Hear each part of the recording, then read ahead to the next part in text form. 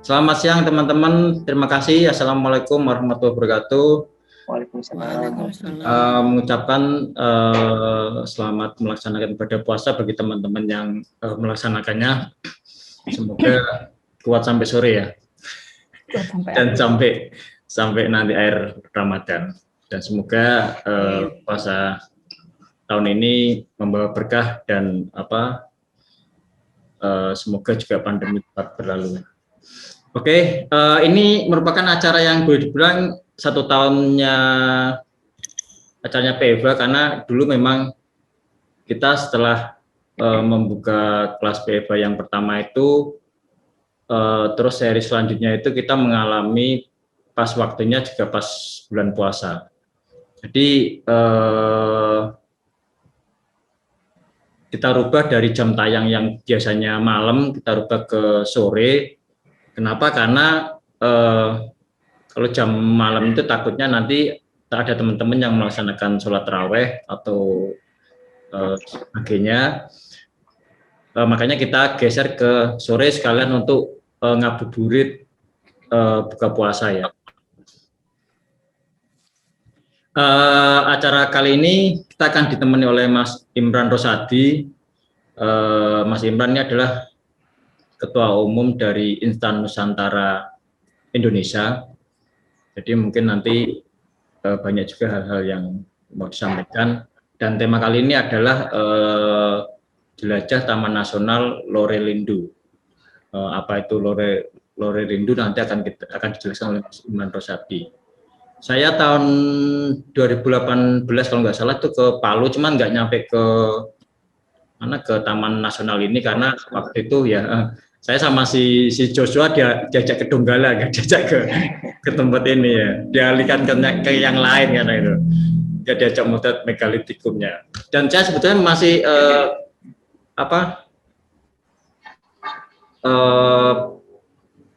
banyak ingin saya tanyakan tentang peninggalan megalitikum ini, karena ini sesuatu yang sudah diciptakan ribuan tahun yang lalu ya. Kenapa ada di Bada dan sebagainya itu di Taman Nasional ini?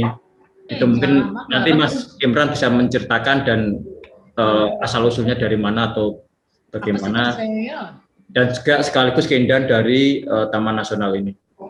Untuk acara siang ini ditemani oleh Mbak Indah Sagita Kaban yang akan jadi moderator untuk acara sore ini, dan teman-teman nanti ada satu buah buku dari Pak Chen Wihau,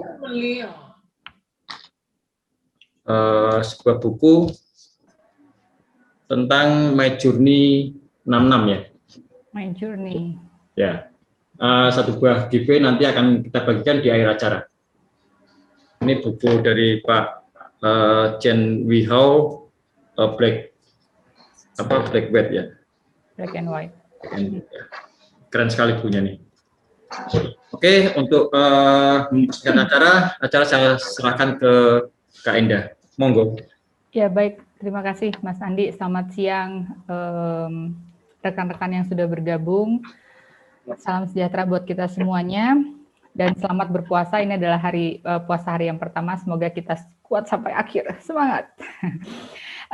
Sebelum kita mulai, saya akan membacakan sedikit biografinya Mas Imran Rosadi. Mas Imran ini adalah fotografer perjalanan yang lahir di Belawa Wajo, Sulawesi Selatan 10 Juli 1989. Saat ini berdomisili di Palu, alumni dari Universitas Tadulako, ilmu komunikasi. Setelah resign dari pekerjaan yang lama, beliau menekuni fotografi dan saat ini sedang menjabat sebagai Ketua Umum Instan Nusantara Indonesia dan aktif juga di Fotografer Amatir Sulawesi Tengah atau disingkat dengan FAS. Kontributor lepas di majalah Insight Magazine, dan kalau pengen lihat karya-karyanya Mas Imran Rosadi bisa langsung meluncur ke IG-nya di Imran Rosadi _INE. Oke, begitu CV singkat mengenai Mas Imran, dan Mas Imran akan menceritakan dan memperlihatkan secara visual kepada kita mengenai keindahan Taman Nasional Lore-Lindu. Yes, silakan Mas Imran. Oke, terima kasih Kak Indah. Assalamualaikum warahmatullahi wabarakatuh. Waalaikumsalam. Selamat menjelang sore, selamat menunaikan ibadah puasa bagi yang menjalankan. Semoga kita bisa kuat sampai sore nanti. Karena kalau di Palu ini sudah jam 3 lewat, itu sabun sunlight itu sudah kelihatan kayak sirup. Saking udah blurnya ya. Karena sudah menjelang buka, yes. Ya.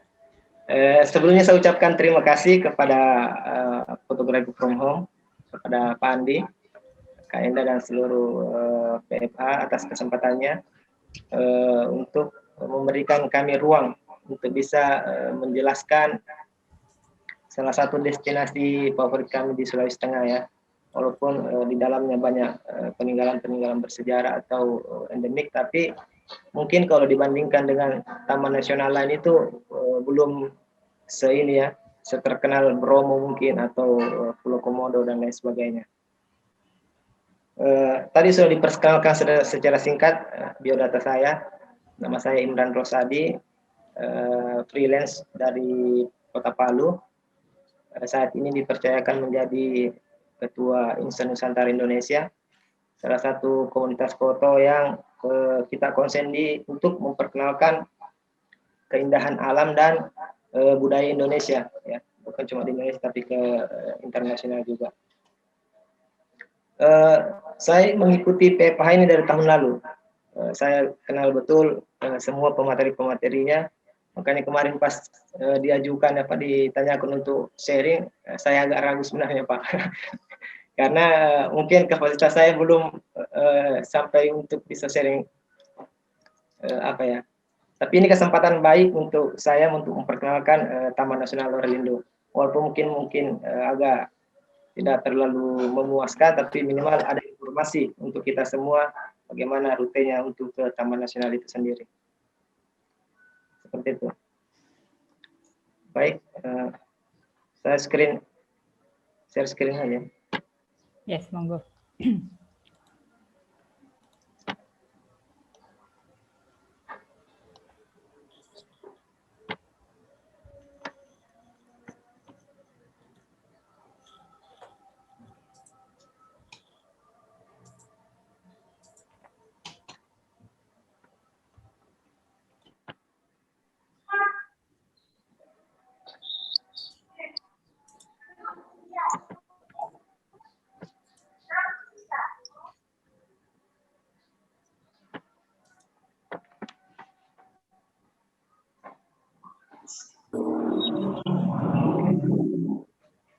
Sudah kelihatan mungkin?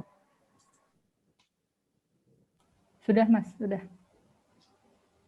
Sudah Mas.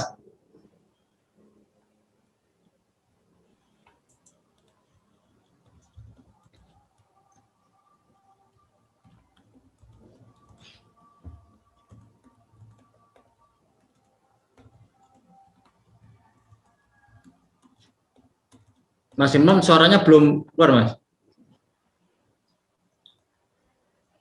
Mas Imran malah di-mute suaranya. Tes. Ada. Oke Mas. Oke Mas. Sudah. Oke, terima kasih atas kesempatannya. Kali ini saya akan sedikit sharing tentang jelajah Taman Nasional Lore-Lindu, salah satu taman nasional satu di antara dua taman nasional yang ada di Sulawesi Tengah. Jadi satunya lagi itu Taman Nasional Kepulauan Togean. Jadi kalau di sana ada suku-suku Bajonya, di sini itu terkenal dengan megalitnya. Ya, jadi ada batuan berumur ribuan tahun yang tersebar di tengah Pulau Sulawesi. Ya. Mungkin langsung saja. Nah, jadi di sebelah kanan itu ada peta Indonesia di atas. kemudian ada peta Sulawesi, Sulawesi Tengah, kemudian peta Taman Nasional Lorelindo. Jadi Balai Besar Taman Nasional Lorelindo ini terletak di 2 kabupaten, Kabupaten Poso dan Kabupaten Sigi, Sulawesi Tengah.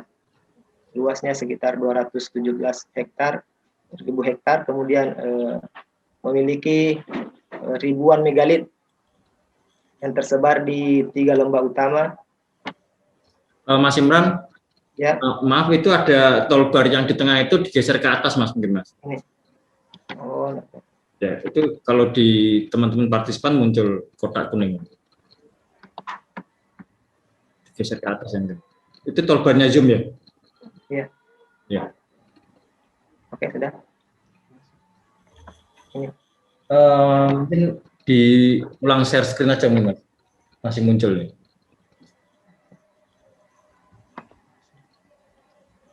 Oh, ini ya. Ya. Stop share berarti dulu ya. Ya, stop share, terus diulang share screen.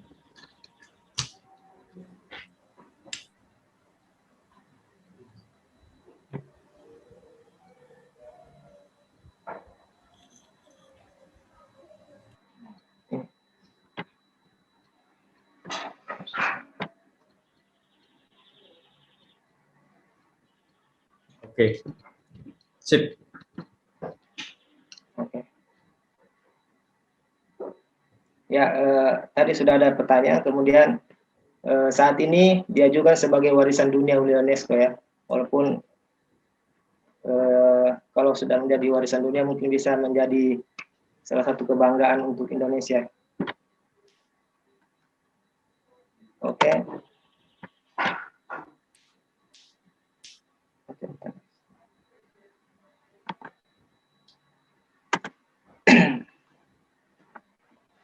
Ya, jadi untuk ke Taman Nasional ini, kota yang paling dekat untuk bisa dijangkau dari luar kota itu adalah Kota Palu. Jadi yang dari Jawa, yang dari Kalimantan, yang mau ke Taman Nasional ini harus ke Kota Palu dulu.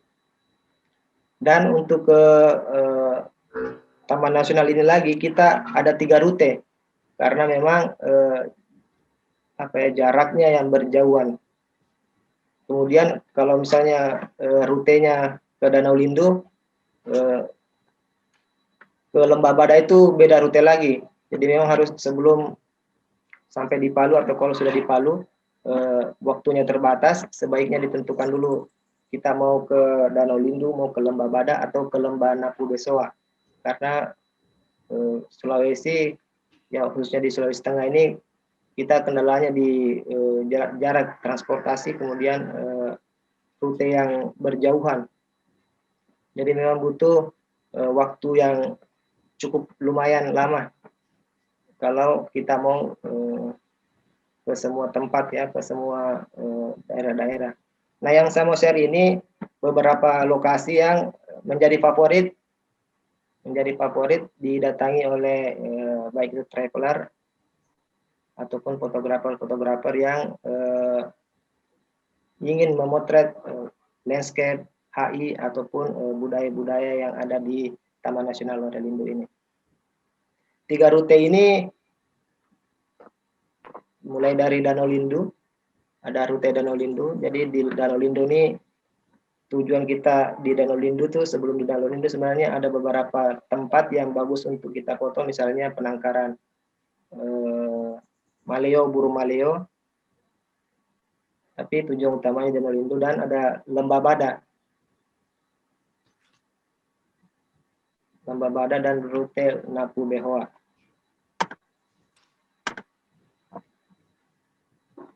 Nah, untuk rute pertama kita ke Danau Lindo. Danau ini kalau di map itu ketinggiannya sekitar 1000 km ya, berada di ketinggian 1000 km. Tapi akses ke sini yang agak susah. Kalau dari Palu kita mungkin membutuhkan waktu sekitar 5 jam ya kayaknya. Karena dari gerbang masuk Taman Nasional itu ketika mau ke Danau Lindo ini medannya masih sangat sulit ya.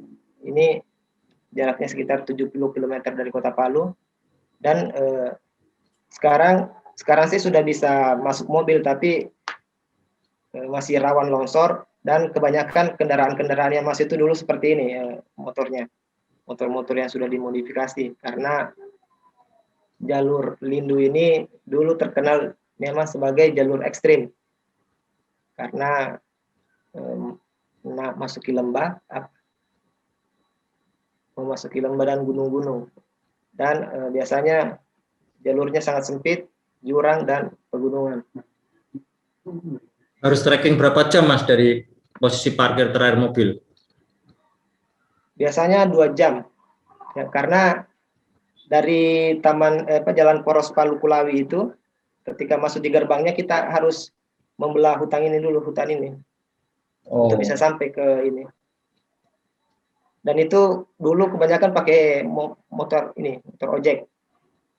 Jadi dulu sebelum mobil masuk, semua pembangunan itu menggunakan peralatannya dibawa oleh motor, termasuk lemari, spring bed, dan sebagainya itu dimuat pakai motor semua.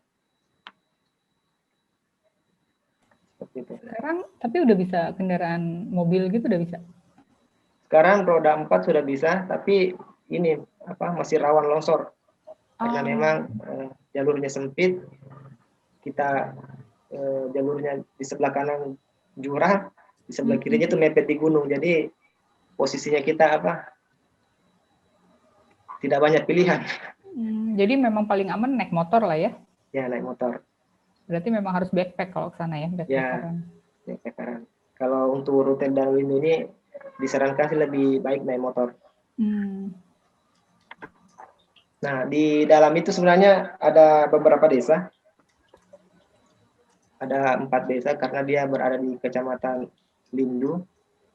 Dan ada gazebo di sana yang bisa dipakai untuk bermalam atau mendirikan tenda. Kalau kita biasanya dirikan tenda di situ, tapi harus minta izin dulu.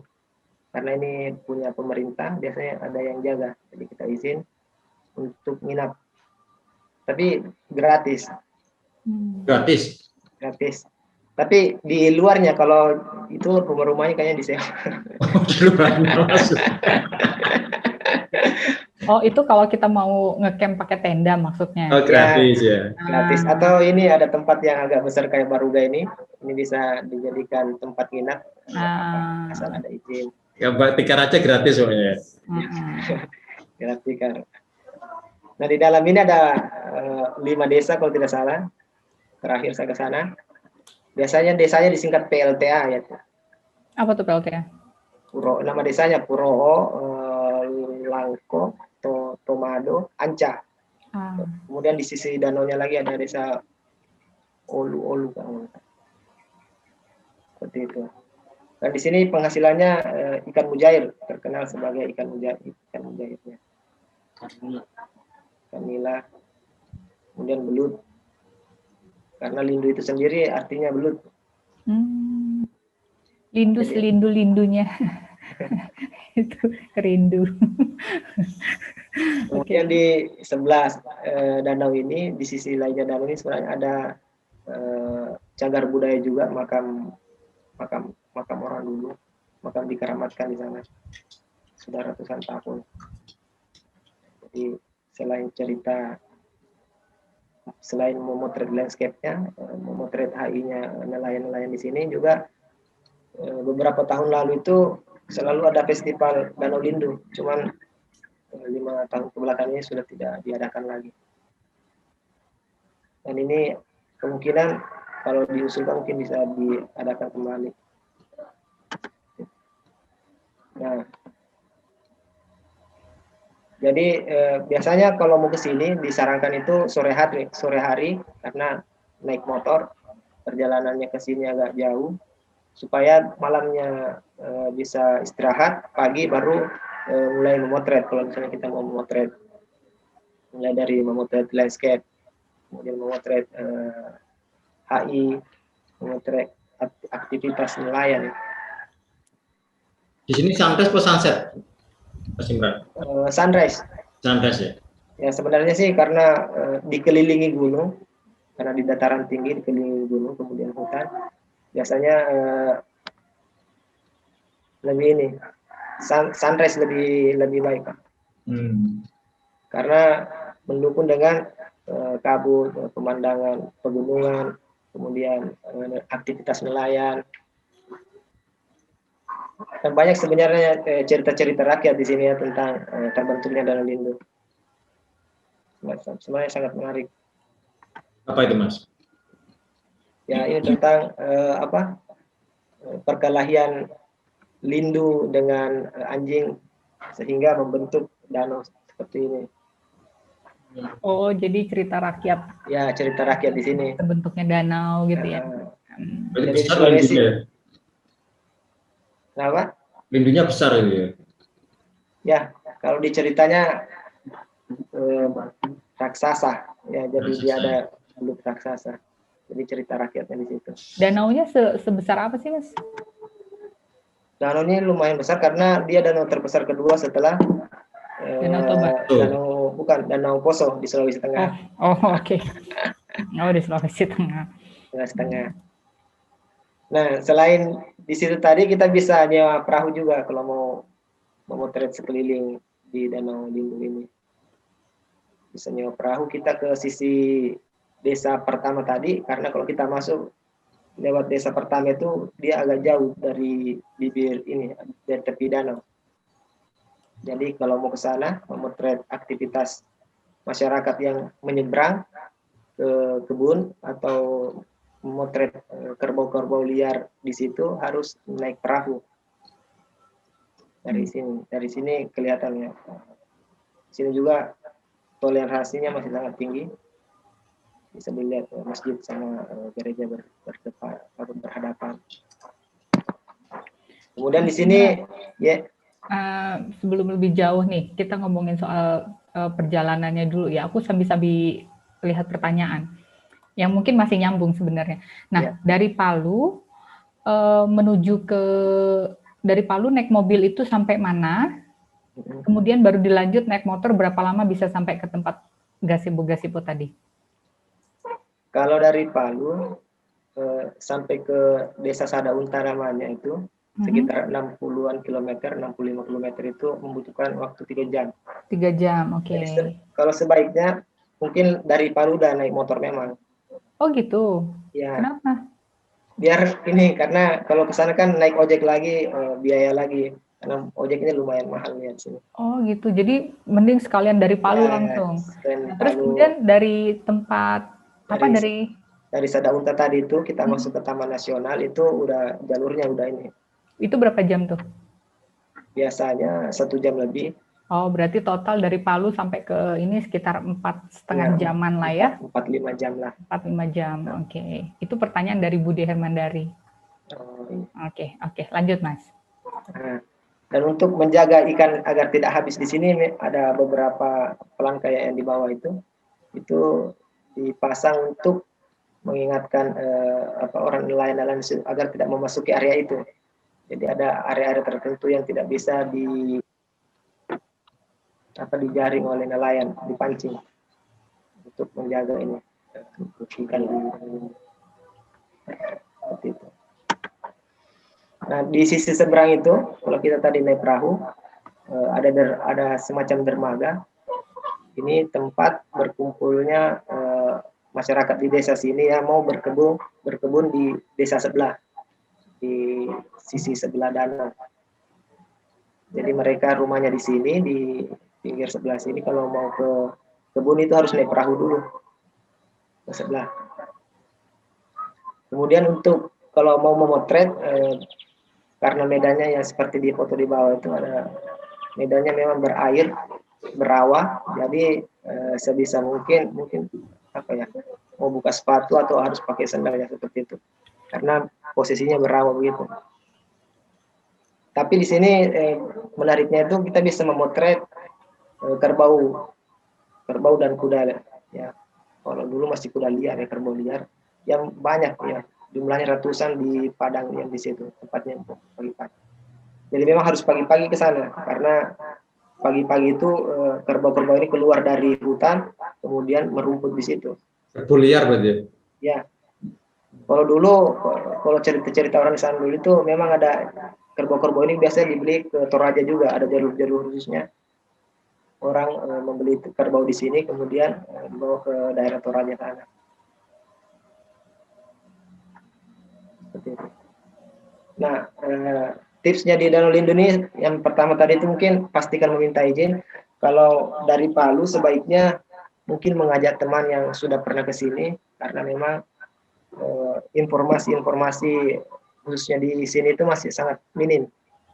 Jadi sebaiknya mungkin bawa teman dari Palu, kemudian sampai di sini bisa minta izin dulu ke orang yang bertanggung jawab untuk tempat tadi, gazebo tadi, kalau mau misalnya nginap. Kemudian peralatan disesuaikan, perlengkapan dan obat pribadi. Kemudian ini yang lebih penting sebenarnya, Pak Andi, dari tempat tertentu, karena di dataran tinggi Lindu dan beberapa dataran tinggi di Taman Nasional ini, selain terkenal dengan hewan endemiknya, juga ada penyakit endemik, Pak. Namanya sitomiasis, demam keong. Ya, itu endemik. Penyakit itu hanya ada di sana, di dataran tinggi Napu. Apa itu Mas, jenis apa Mas? Jenis kayak lintah itu? Ya, semacam apa ya?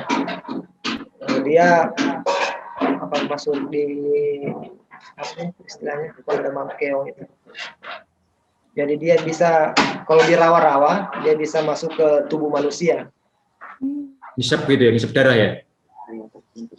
Apa namanya, keong ya. Dia masuk seperti parasit yang masuk ke dalam tubuh. Oh. Dan itu bisa menyebabkan kematian untuk penyakit endemik di Taman Nasional ini. Sampai sekarang obat penyembuhnya mungkin belum ada ya, mungkin hanya sekedar apa ya. Makanya namanya penyakit endemik ya di sini. Terus bagaimana cara menghindarinya? Ya itu apa tadi harus dilakukan. Pemerintah kayaknya sudah ini juga ada obat-obat tertentu yang obat-obat pengobatan massal yang selalu diberikan kepada masyarakat. Tapi yang lebih penting sebenarnya menjaga kebersihan. Kemudian ada pelan-pelan tertentu di sana itu tempat ya wilayah mereka berkembang. Oh, jadi ada area-area yang memang kita nggak boleh ke sana karena ada si keong racun itu. Ya, keong racun. I see. Oke. Nah, itu kalau di Danau Lindu seperti itu. Oke. Kemudian ke rute kedua itu ke Lembah Badak. Nah, ini salah satu ikon Taman Nasional juga. Kalau sering lihat batu megalit yang besar kemudian miring, ya di sini di Lembah Badak ini. Oh, Lembah Badak. Jaraknya ke sini tuh ini yang paling jauh rutenya sebenarnya. Karena kalau dari Palu sekitar 370-an kilometer begitu. Wow. Kita harus memutar dulu, kalau di peta tadi itu kita harus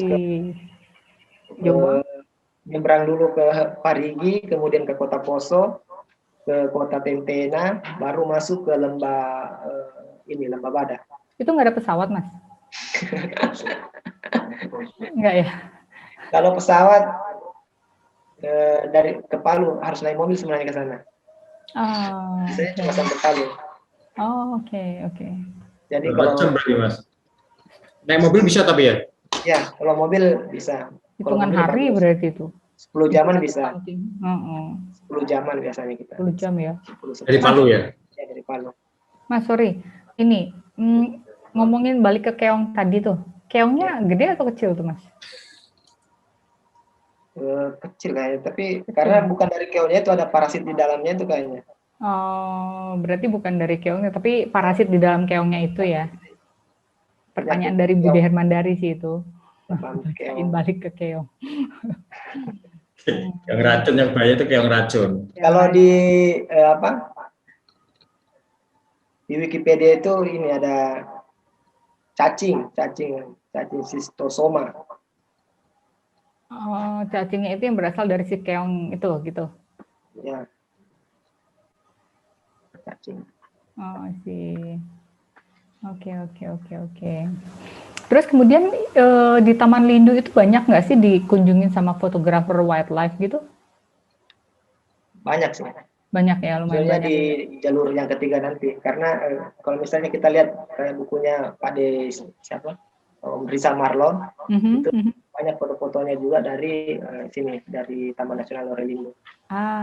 Maksud kalau tidak salah kabarnya itu dari ini tarsius dari Taman Nasional Lorelindo. Oke, siap. Silakan dilanjut. Nah, untuk rute kedua ini itu tadi tantangannya ya jaraknya yang sangat jauh dari Kota Palu dan harus menggunakan mobil kalau ke sini. Tapi kalau naik mobil kita bisa sampai ke depan patung ini. Misalnya tempat. Ya. Kalau pengalaman kita kalau mau ke sini biasanya nginap di depan patung ini, mobilnya diparkir di depan situ, kemudian istirahat di situ. Tapi di situ ada penginapan atau gimana? Di sana ada penginapan. Ada. Oke. Ada penginapan di sana. Di sana lumayan ramai sih juga desanya. Cuman di megalit ini kan jaraknya berjauh-jauhan di desa karena dia tersebar di lembah. Dan yang paling sering dikunjungi itu ya ini megalit Bada ini. Jadi kalau yang di sebelah kanan ini foto tahun 1900-an. Itu Rambulen. Ini sambil dari Wikipedia. Jadi kawasan megalit Lorelindo ini adalah peninggalan megalit pertama. Catatan megalitnya pertama kali dilaporkan itu ini Nicholas Adriani dan Aceh Kruit, itu misionaris ditugaskan di Tentena dengan di bukunya Poskonar Parigi Erlindo. Kemudian cagar budaya megalit ini juga tertua di Indonesia, hasil penanggalan karbon situs Wineki, yaitu sekitar 2350 tahun sebelum Masehi. Jadi kalau 2300 ditambah 2000 sekarang berarti sekitar 4000 tahun yang lalu. Ya. Dan terdapat ratusan bahkan ribuan megalit ya dari ratusan situs itu di 3 lembah utama. Jadi penyebaran situs megalit ini ada 3 lembah. Lembah Bada, kemudian ada lembah Napu, lembah Besoa. Jadi sebenarnya kalau di peta itu jaraknya kayak tadi kita ke Danau Lindu agak terus sedikit itu sebenarnya bisa nyebrang langsung ke Besoa ini ke Bada. Tapi itu biasanya jalur masyarakat setempat karena rutenya itu naik gunung jalan setapak. Tidak ada ini. Kalau yang dulu pernah melintas itu Om Don Hasman, ada Kasasa, Mas Klik itu dulu pernah menyeberang dari lembah Bada ini ke lembah Napu di sebelahnya. Jadi dia berapa hari di jalan itu naik gunung lewati lembah. Kan ya trekking ya? Ya trekking Om Don Hasman 2 atau 3 tahun yang lalu. Jadi beliau diundang ke sana karena ada acara adat, ada pernikahan adat, disuruh potret di sana, sekalian melintas. Itu berapa lama tuh perjalanannya? Perjalanannya kemarin tidak salah 2 atau 3 hari. Lumayan. Mas Imran tahu nggak tentang sejarahnya asal-usulnya patung-patung ini, Mas? Kalau sejarahnya belum ada yang pasti sih, Pak. Karena dari Nat Geo saja di hasil sebelumnya sudah pernah dimuat Nat Geo juga di edisi Oktober 2018 itu yang tidak ada belum ada penjelasan pasti asal usul megalit dari mana. Yang jelas mungkin dari migrasi pertama atau migrasi kedua manusia di Nusantara. Itu penanggalannya sekitar tadi itu suku masyarakat Austronesia. Nah, seperti itu ribuan tahun yang lalu. Karena memang orang masih berpikir ini megalit bisa sampai di sini tersebar di daerah luas 3 lembah ini bagaimana, padahal ada yang besar-besar modelnya, kemudian bukan hanya seperti muka manusia ini, ada banyak model. Dan bahkan diceritakan itu lebih tua dari Pulau Pasca, megalit yang di Pulau Pasca yang di Amerika. Nah itu dikatakan ini lebih tua dari yang di sana. Nah ini megalit Palindo. Ini salah satu megalit terbesar di lembah ini, sekitar 4 meter tingginya. Iya lucu ya. Jadi Palindo ini artinya sang penghibur atau patung sepe. Jadi karena mukanya yang lucu, yang imut, yang seperti orang tersenyum, makanya diberi nama sang penghibur. Ada jenis kelaminnya ya Mas? Ya, Ya, ini ada jenis cewek dan cowok gitu ya? Ya, ini ada jenis kelaminnya. Jadi hampir semua situs itu, semua obat itu ada namanya. Kayak ini ada Palindo atau CP. Nah ini yang di sebelah ini, sebelah kiri ini mobil kita parkir di situ. Karena terakhir kita ke sana itu kita mau kejar Milky Way di sana. Ternyata sampai sana jam 3. Ini padahal sepanjang jalan itu Milky Way sudah kelihatan. Sampai sana ternyata sebelah ditutup awan. Jadi kita parkir mobil di situ, setelah minta izin dulu di juru peliharanya, karena masing-masing ada juru pelihara.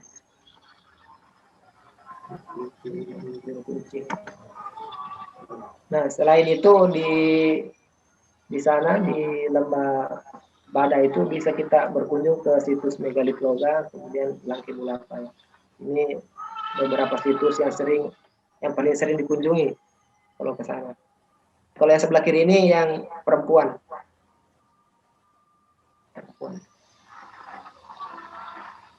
Ya, dari masing-masing megalit ini sebenarnya memiliki cerita rakyat tersendiri, ya, ada hikayat tersendirinya. Seperti yang di sebelah kiri ini Langki Bulapa, Permaisuri, kemudian yang di sebelah kanan itu ada berada di agak ketinggian, kalau tidak salah apa ya, tentang hubungan asmara yang dipisahkan seperti itu. Kalau yang di sini tadi hampir semua megalit itu menghadap ke sini, ke megalit yang paling besar ini. Semuanya menghadap ke situ? Hampir semuanya, kecuali yang Loga ini sebenarnya dia tidak menghadap ke sana, dia menghadap ke tempat, kalau diceritanya itu dia menghadap ke tempat dia dipisahkan dengan kekasihnya seperti itu. Jadi hampir semua megalit menghadap ke sini. Jaraknya tiap patung itu berapa Mas? Sama atau variatif? Variatif karena tersebar di hampir semua lembah, bahkan di gunung-gunung itu ada banyak juga.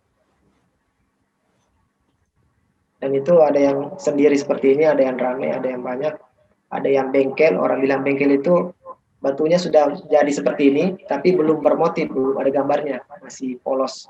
Dan itu banyak juga tersebar. Selain itu di sini juga ada rumah adat Tambi, ini replika di Desa Lengkeka, ya Desa Lengkeka.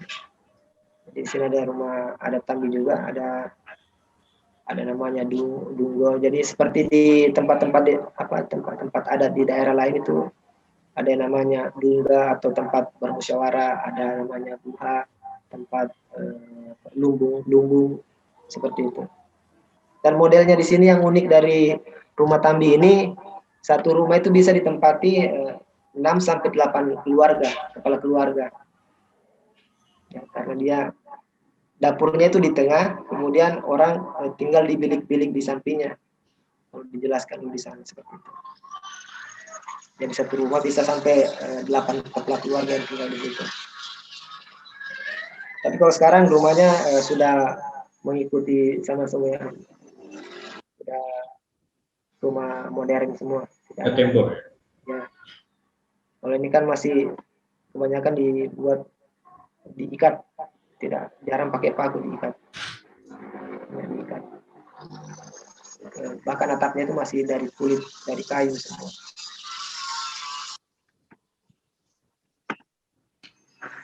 Seperti itu. Kalau ke sana memang ya itu tadi jaraknya yang lumayan jauh, tapi akan terpuaskan kalau misalnya bisa berfoto di Megalit CP tadi, salah satu ikon Kota Poso dan ikon Taman Nasional Warelindo. Jadi orang ke sana itu bela-belain jauh itu sebenarnya berburunya memotret itu tadi yang patung Palindo. Tapi dari sana sebenarnya pulang dari Bada itu kita bisa banyak destinasi yang kita lewati. Kita bisa singgah di Danau Poso, kita bisa singgah di beberapa air terjun, kemudian ke gua-gua purba yang ada tengkorak-tengkorak di dalamnya, ataupun sepanjang jalur ke Palu itu banyak destinasi sebenarnya bisa kita singgahi. Jadi nilai plusnya di situ. Kalau sudah pulang dari sana bisa singgah di situ. Banyak daya. Itu jalur berangkatnya sama dengan jalur pulangnya untuk ngelewatin area-area destinasi Ya, tadi. Satu jalur. Jadi karena sebelum ke sini itu sebenarnya kita sudah lewat di pinggiran Danau Poso. Di kota Tentena itu banyak tempat destinasi juga. Kemudian lewat pinggiran Danau Poso. Masuk ke sini tuh ya seperti jalur ke ini tadi, jalur ke Danau Lindo. Cuman bedanya di sini sudah diaspal, tapi masih sempit jalannya. Tapi ya tetap naik gunung turun gunung. Seperti itu. Karena kita harus menyeberang beberapa gunung untuk sampai ke lembah ini. Nah, rute terakhir ini, rute ketiga, ini yang selalu menjadi favorit ya. Karena jaraknya meskipun mungkin tidak sejauh di sana, tapi ada banyak destinasi yang bisa kita lalui di sini. Rute Napu Besoa ini. Jadi biasanya yang one day trip, kalau yang dari Palu yang mau ke sini, kebanyakan memilih yang ini, memilih yang ke rute Napu Besoa ini, rute Lembah Napu dan Lembah Besoa, karena di sini paket lengkap ya. Kalau sebelum sampai ke Napu ada Danau Tambing,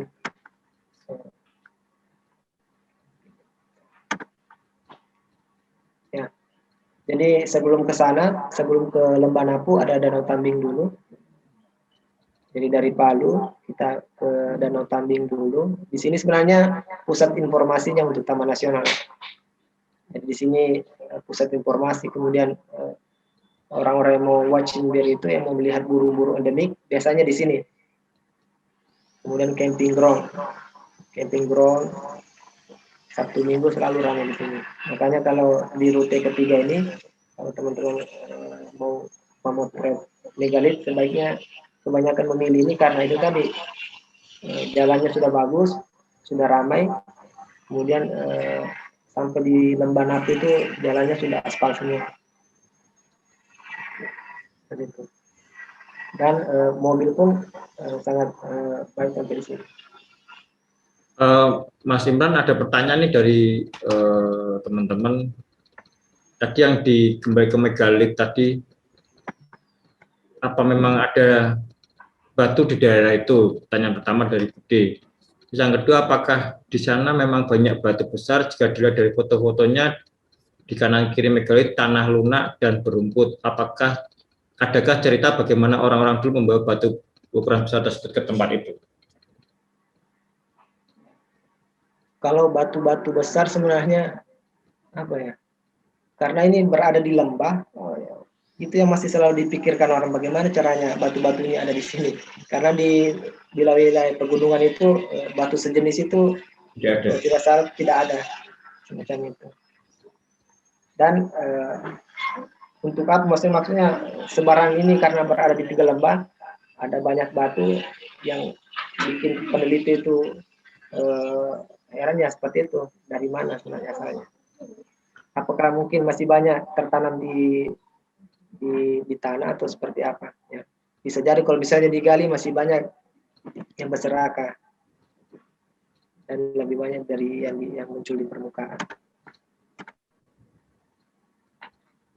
Nah, jadi kalau di rute ketiga tadi, setelah dari Ranu Kalimpa ini, biasanya kalau orang mau ke danau, ke Lembah Besoa, Lembah Napu, dia nginap di sini dulu, Pandi.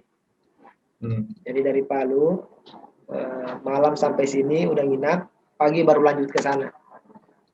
Biasanya kalau di Napu yang paling sering orang datang itu selain situs ya ini sebenarnya dataran tinggi dengan pohon pinusnya. Ya, jadi di sana ramainya karena itu pohon pinus, kemudian pegunungan pohon pinus dan melihat langsung lembah Napu. Kak Imran, kira-kira bulan apa yang bagus untuk mengeksplor danau dan Tentena atau Gian? Pertanyaan dari Enjang Rahmat.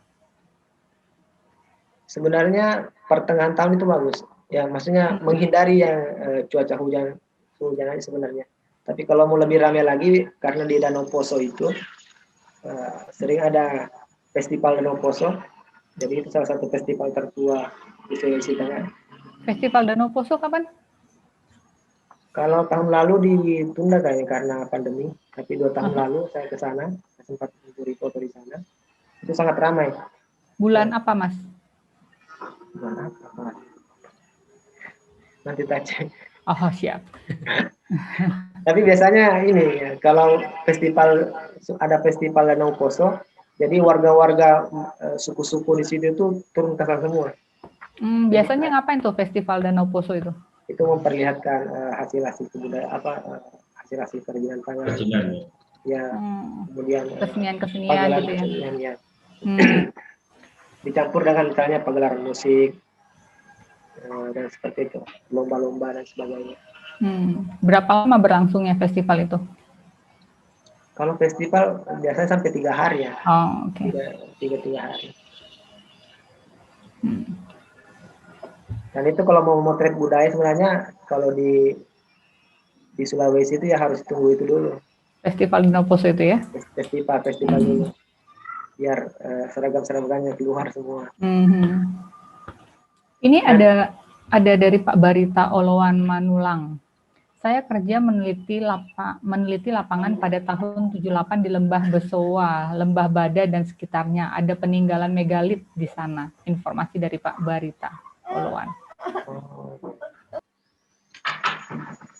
Jadi kalau di Napu, kalau tadi di Bada, megalitnya di hutan-hutan atau di tengah-tengah lembah. Kalau di Lembah Napu ini kebanyakan megalitnya di pemukiman. Ya, jadi seperti di gambar ini banyak megalit itu di samping-samping rumah warga seperti itu.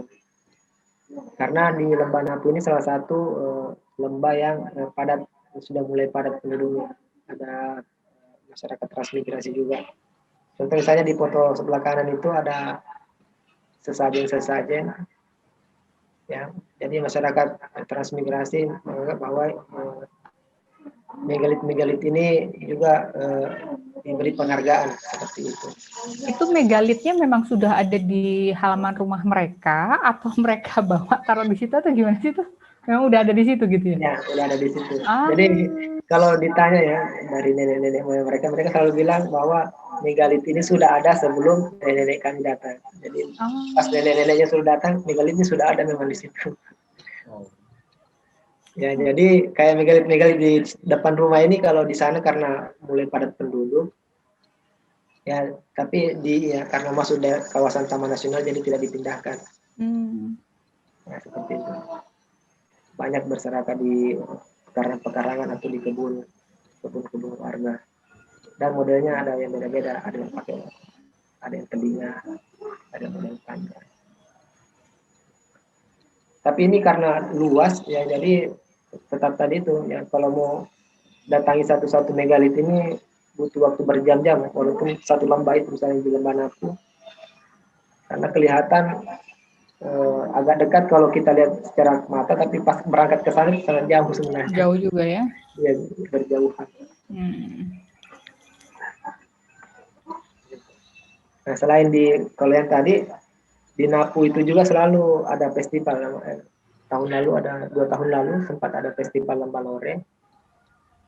Dan ini kalau misalnya mau memotret, kesempatan untuk memotret budaya-budaya itu ya di sini, di festival-festival itu, karena seragam-seragam itu keluar semua. Ada yang pakai kulit kayu, ada yang pakai khas-khas dari desa-desanya itu keluar semua.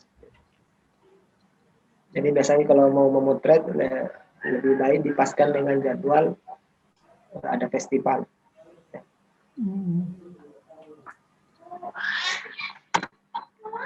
Nah, dari Lembah Napu tadi itu sekitar 2 jam lagi menyeberang ke Lembah Besoa.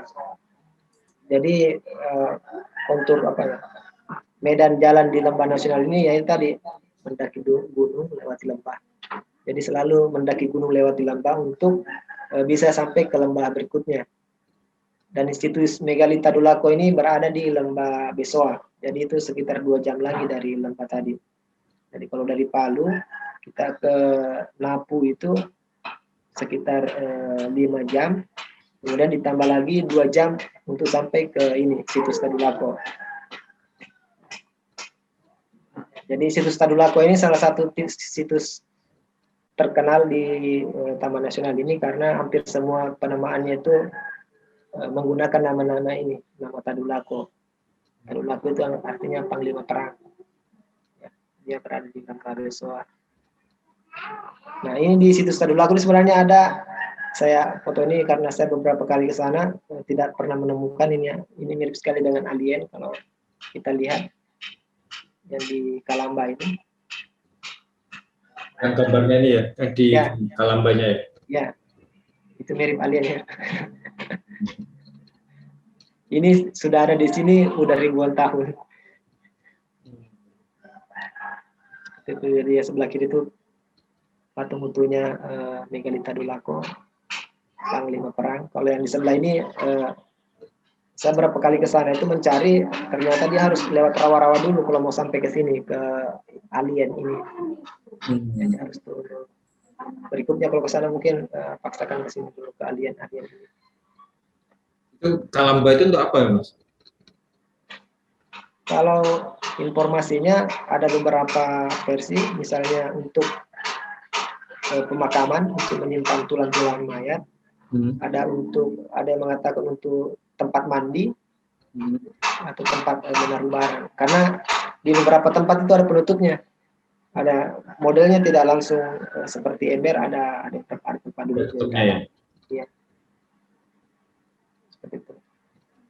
Jadi dari batu juga ya, berat gitu. Ya, dari batu. Batu semua. Karena batu. Jadi kalau dari Lembah Napu ke Lembah Besoa tadi 2 jam lagi baru harus ke sini. Jalannya sudah bagus, cuman itu tadi selalu rawan longsor. Jadi mungkin kalau ke sini naik mobil bisa, tapi harus hati-hati. Sebaiknya berangkat sore, karena kalau malam. Batu-batu itu ada isinya, kayak gitu-gitu tuh ada. Kan tadi ada yang ngasih sajen-sajen gitu kan? Itu tuh sebenarnya ada isinya atau enggak? Nah, penghuni tahu ya. Ya, bisa jadi ada, bisa jadi tidak. Karena apa ya? Karena sudah berada di situ ribuan tahun, kira-kira yang biasanya kan pohon-pohon saja yang usianya puluhan tahun biasa ada yang isi. Ini kan di sini udah ribuan tahun berdiri di situ, sepi apa di tengah lembah. Kemungkinan ada, kemungkinan tidak. Kepercayaan aja sih kayaknya. Karena selain di lembah ini di pinggir-pinggir gunung itu juga banyak berserakan megalith-megalith seperti ini.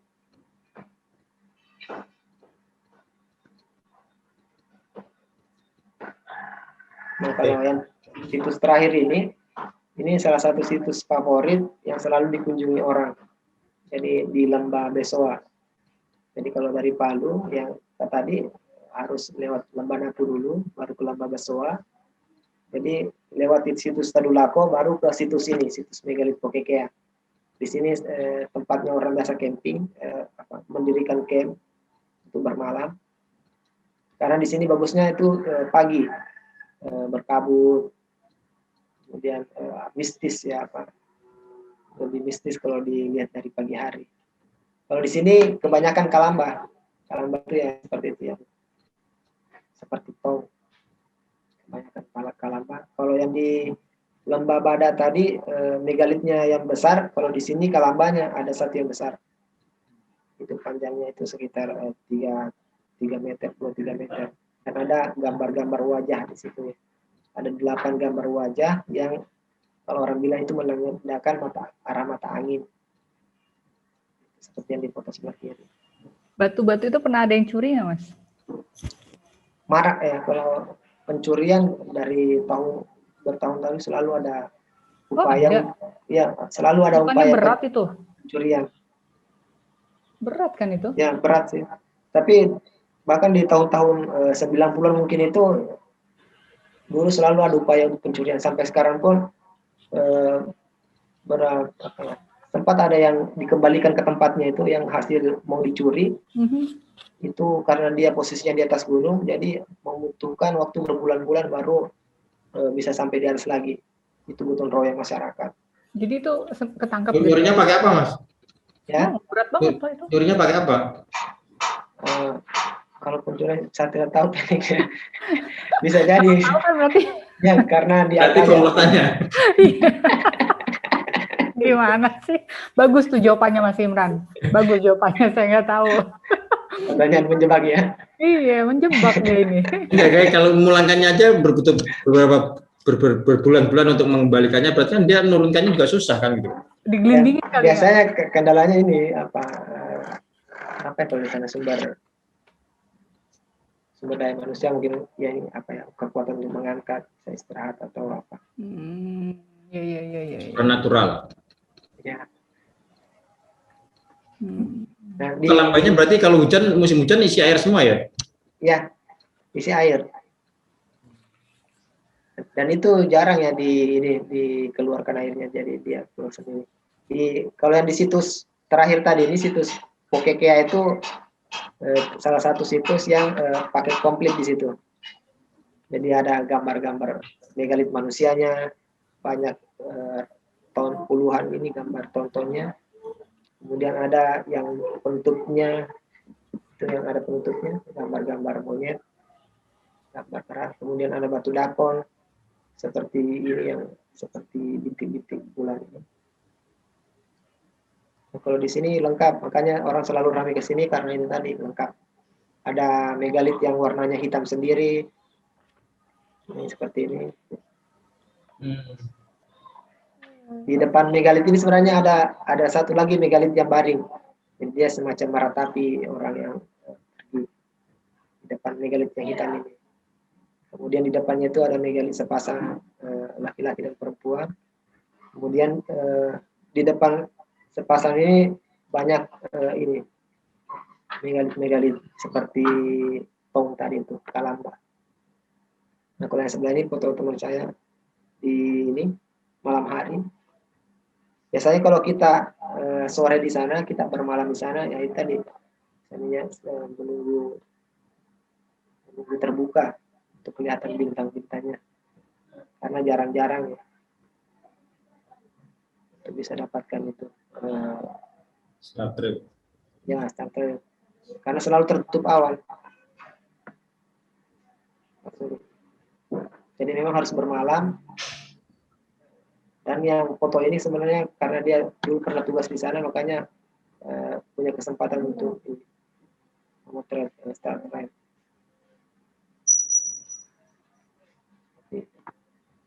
Kalau yang setelah dari sini, orang biasanya lanjut ke ini, salah satu tradisi tua juga, yaitu pembuatan kulit kayu, pakaian dari kulit kayu. Nah, ini masih di desa yang sama dari situs yang tadi. Kita bisa ke sini itu untuk melihat proses pembuatan pakaian dari kulit kayu. Jadi ya prosesnya seperti ini. Kemudian ini adalah salah satu kegiatan prasejarah juga, orang-orang dulu juga. Ya, bahkan kalau saya tidak salah hasil penelitian itu pemukulnya ini menjadi yang tertua di dunia ya. Kalau dulu di Jepang ternyata itu yang tertua di Lembanore, tradisi pembuat kulit kayu. Jadi yang hasilnya itu yang seperti di bawah. Kalau biasanya terakhir saya mengantar teman dari Jakarta itu, dia beli kainnya toh, ini yang hitam ini kain dari kulit jati, dari kayu jati dari apa? Itu 700.000 per lembar. Dijual 700.000. Per lembar besarnya berapa, Mas? Itu hampir 1 meter kayaknya. Lembaran gitu ya? Iya, lembarnya. Kulit kayu ya. Biasanya lebih mahal itu. Kalau yang warna putih ini agak lebih murah sedikit dari yang itu. Itu mbaknya dijahit apa di lem? Kalau sekarang mungkin sudah, kalau yang ini bajunya tidak, dia prosesnya ini pas dipukul-pukulnya kemudian dibentuk. Ih, keren ya. Tapi kalau sekarang kayaknya sudah dijahit karena sudah ditambah dengan motif-motif dari daerah sana. Misalnya manik-manik. Keren loh. Ya, ini bisa jadi buat tangan. Kalau misalnya sudah dari sana, bisa jadi oleh-oleh. Banyak pengrajinnya ya, Mas? Pengrajinnya kalau yang di Hangira ini tinggal kayaknya yang produktif tinggal ibu ini. Dan ini terakhir kita ke sana dia sementara mengajarkan kepada ini anak dan cucunya agar bisa membuat seperti itu. Sebenarnya kalau kulit kayu ini, pakaian kulit kayu ini bukan cuma di sini, dari hampir semua lembah itu juga ada tradisi itunya, membuat kulit kayunya. Misalnya di Lama Bada tadi ada juga, atau di daerah sekitar Danau Lindu di bawah itu, sebelum masuk Danau Lindu, terus ke daerah Kulawi namanya, itu juga tetap ada tradisi pembuatan pakaian dari kulit kayu. Cuma motif-motifnya beda. Mas Imran tahu nggak sih berapa lama prosesnya dari pohon sampai dia bisa menjadi baju gitu? Proses-prosesnya berapa lama sih tuh? Biasanya berminggu-minggu ya, karena misalnya dari pohon dulu itu kulit-kulit kayu itu direndam dulu. Biasanya direndam 2-3 hari, kemudian itu diadakan proses pemukulan itu. Seperti itu. Jadi prosesnya bisa berminggu-minggu. Makanya mungkin karena itu ya, makanya mahal.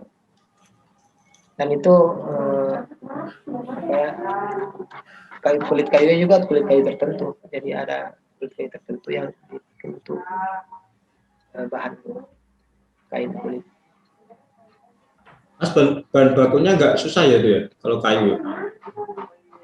Kalau kayu, kalau menurut informasi dulu di sana, yang warna agak coklat ini sudah agak sulit, karena mereka harus ke hutan dulu. Kecuali yang warna putih ini, agak putih ini bisa ditanam. Mereka ada yang menanam di sekitar kebun mereka. Kalau yang yang agak coklat itu yang dari jati ya? Ya. Kalau yang putih ini apa Mas? Kayu pohon apa? Kayu epo apa ya? Kayu semacam apa namanya? Kayu ipo. Kayu kepo ya. Oke. Siap. Ini pertanyaan udah banyak banget. Nanti kita bahas pertanyaan setelah selesai Mas Imran. Oh, sudah habis. Sudah selesai. Pas berarti. Nah, di sini tadi ada Pak sebentar ya, saya lihat. Bapak Barita Oloan Manulang yang melakukan penelitian mengenai megalitikum. Jadi tadi ada beberapa pertanyaan mengenai megalitikum. Mungkin Pak Barita bisa kita minta untuk open mic, bisa sedikit bercerita juga mungkin mengenai hasil penelitiannya, Pak. Halo, waktu itu kami meneliti feasibility study agar daerah tersebut bisa dijadikan taman nasional. Jadi dulu namanya Lore Kalamanta. Lore Kalamanta. Itu nama-lamanya. Begitu akan diusulkan jadi taman nasional, namanya diganti menjadi Lore Lindu supaya ringkas dan pas karena melingkupi juga Danau Lindu. Kemudian soal megalit itu memang misteri. Dan waktu itu kami kesulitan untuk mencari siapa yang bisa pantas dijadikan teman diskusi. Dan itu sangat luar biasa anehnya. Waktu itu kami punya alat semacam GPS untuk mengukur elevasi. Dan ternyata batu-batu megalit tersebut ketinggiannya mirip. Jadi jangan-jangan lembah tersebut dulunya adalah danau. Itu hanya tinggal pertanyaan aja, jadi sangat misterius. Banyak yang kita nggak mengerti. Dan yang kami kagumi di sana adalah pengaruh ini, pengaruh untuk para ibu-ibu. Mereka mengadop baju yang bertingkat, rok yang bertingkat. Itu pengaruh dari Portugis dan Spanyol. Kira-kira yang mana persisnya saya kurang tahu, tapi jadi cantik sekali dipakai. Ya, itu sangat luar biasa dan sangat menarik. Jadi bukan hanya Taman Nasional Lindu itu bukan hanya menarik karena megalitnya, tetapi juga penduduknya. Itu luar biasa. Dan jauh lebih bisa dinikmati kalau ke sana adalah jalan kaki. Walaupun dari satu desa ke desa lain itu perlu nginap, nggak apa-apa. Di sana tidak ada binatang buas seperti di Sumatera, ada harimau. Di sana nggak ada, jadi bebas. Kita tidak ada perasaan takut. Menariknya kenapa Pak? Jalan kaki menariknya apa? Menariknya ya itu karena tidak ketemu orang, tidak ketemu lalu lintas, dan betul-betul kita nikmati jalan kaki. Dan ada porter disediakan biasanya, ada 2-3 orang porter, tapi kami sudah biasa ringkas aja, jadi nggak bawa barang yang berepotan gitu. Dan sangat menarik ini daerah yang sangat menarik sekali. Lembah Besoa, Lembah Bada, dan ada ini gunung juga di sana, Nokilalaki. Ya. Itu menarik sekali. Dari sana, kalau kita manjat ke gunung, mendaki gunung, kita bisa melihat lembah itu, wah cantik. Ketinggiannya berapa Pak itu, Nokilalaki itu? Nokilalaki itu ribuan meter, saya lupa 2000 atau 2300. Enggak, itu feet enggak sampai segitu.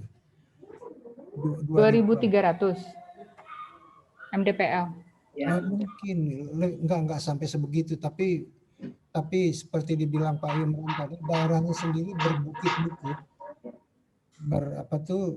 bergelombang. Jadi jangan heran untuk berjalan 15 atau 20 kilo aja kita perlu 1 hari.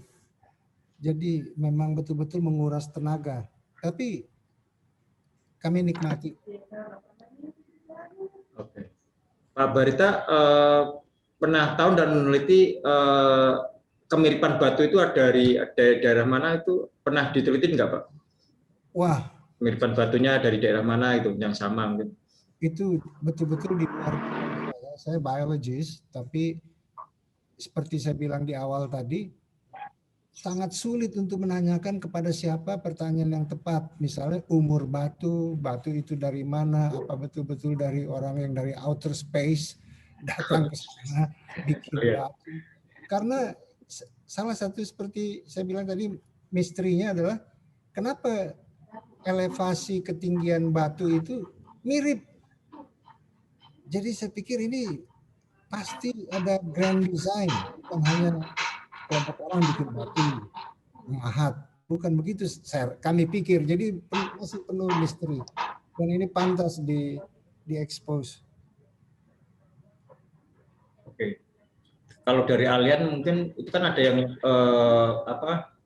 wanita dan perempuan kan, kelihatan mungkin alien juga punya cewek cowok, ya kelamin cewek cowok juga mungkin. Ya. Mungkin juga ya. Ya, maka dari itu coba kita ajak dari bidang lain, dari ahli purbakala, ahli megalit. Waktu itu visibility study-nya dari lembaga apa, Pak? Saya aktivis, saya swasta. Oke. Jadi betul-betul tidak punya beban. Oke.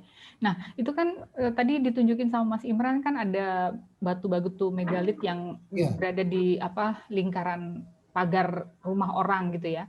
Itu kan masuk situs yang sebenarnya di warisan nenek moyang yang dijaga. Tapi itu nggak masalah ya Pak? Untuk begitu?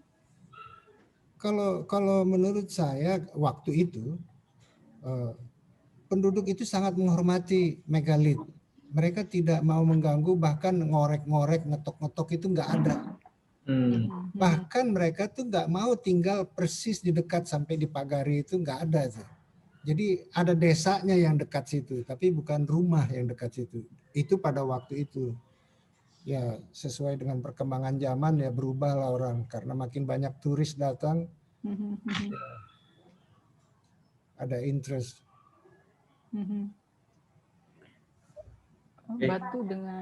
Batu dengan Eastern Island apa ada kesamaan? Oh, batu di megalit dengan Eastern Island apa ada kesamaan ya Pak? Tahu nggak Pak?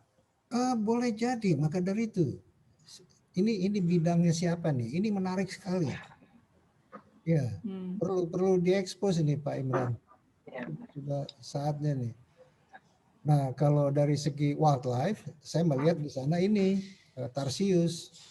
Oh. Itu malam-malam tuh bisa kita lihat tarsius lebih kecil dari genggaman tangan saya. Nggak ada 100 gram. Banyak ya? Wah, lumayan. Oh. Lumayan. Endemik ya. Ya, itu endemik di sana. Hmm. Sangat luar biasa, dan kalau kalau boleh bicara sedikit soal wildlife di sana, Sulawesi itu sangat super menarik. Karena satu ahli bilang di sana ada 10 spesies, ahli lain bilang 11 spesies, ahli lain lagi bilang 12 spesies. Jadi untuk menemukan tarsius baru, spesies baru, silakan datang ke sana, ke Sulawesi. Betul-betul luar biasa. Tapi bisa bisa diterangkan dengan ini, kontur dari daerahnya, perbukitan itu sangat luar biasa. Terjal, tebingnya luar biasa. Bapak sendiri tinggalnya di mana, Pak? Saya tinggalnya. Saya sekarang tinggal di Tangerang. Oh, oke. Oh, tapi sering ke Sulawesi ya, sering ke Palu. Oh, dulu. Sih, oke. Waktu masih mahasiswa. Oke. Saya tukang jalan dulu. Oke, baik. Kira-kira, ya, gimana, makanya Pak? Fotografi jadi menarik bagi saya. Iya, Pak. Terima kasih, Pak Berita. Terima kasih, Pak. Nah, Silakan. ini ada pertanyaan dari Pak Simon. Saat pandemik ini, apakah Taman Nasional Lindu itu dibuka untuk umum ya? Mungkin Mas Imran? Kalau untuk ya sempat ditutup, sekarang sudah dibuka lagi. Oh, sudah dibuka lagi ya? Taman Nasional untuk. Nah, tadi ini ada pertanyaan yang cukup menarik. Saya lupa dari siapa, ada di atas. Kan tadi sarannya adalah kita naik motor tuh dari Palu sampai ke Taman Nasional Lorelindu itu kan. Nah, emang di sana itu ada ojek untuk nganter balik ke Palunya lagi, gimana tuh, Mas? Kalau maksudnya ke Danau Lindu. Dari Danau Lindu mau balik ke Palu lagi, itu ada ojek juga di Danau Lindunya? Ada ojek tapi sampai ke luar itu, sampai di luar, di Jalan Poros. Nah, terus dari situ balik ke Palu gimana? Mobil. Ya, biasanya ada mobil ini. Kalau misalnya kita tidak bawa kendaraan pribadi, ada rame sebenarnya kalau dari jalan situ. Oke, ada rame Poros. Angkutan umum ya. Mobil sayuran atau mobil. Oke. Atau mungkin janjian gitu ya. Kita 3 hari lagi dijemput jam sekian gitu kali ya. Tapi kalau saya tadi bilang ya sebaiknya bawa teman dari Palu atau bawa kendaraan dari Palu sendiri. Berarti Mas Imran siap lah ya buat nemenin ya kalau ada rekan-rekan PFA yang mau jalan ya. Siap. Siap. Timur itu mau jalan ke sana itu. Oke. Kalau yang tadi hubungannya dengan Pulau Pasca, kalau saya beberapa kali mendengar cerita ini namanya Pak Iksan itu, beliau sekarang jadi kepala museum kalau tidak salah, Museum Sulawesi Tengah. Dia menceritakan kalau megalit di sini itu lebih tua dari yang di Pulau Pasca itu. Bahkan ada beberapa penamaan di sana itu yang menggunakan nama-nama bahasa dari daerah sini. Seperti di Pulau Pasca. Ini dari Pak Hargun ada yang nanya untuk baju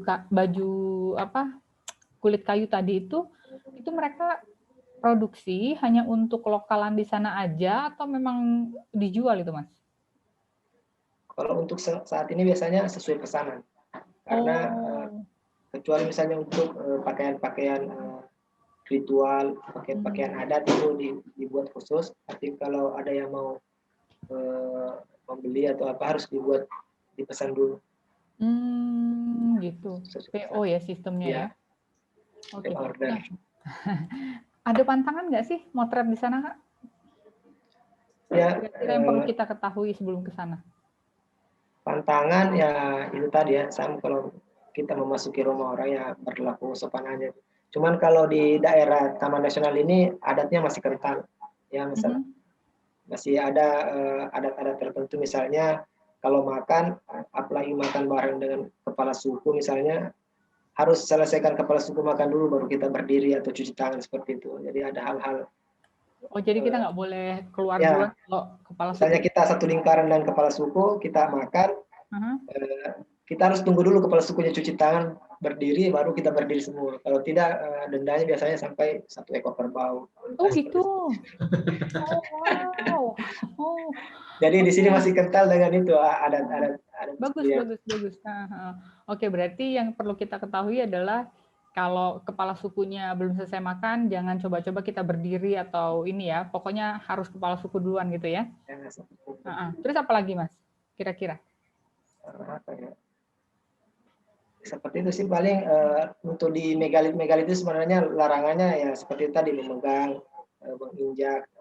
Itu nggak boleh ya? Ya nggak boleh karena bisa merusak megalit itu.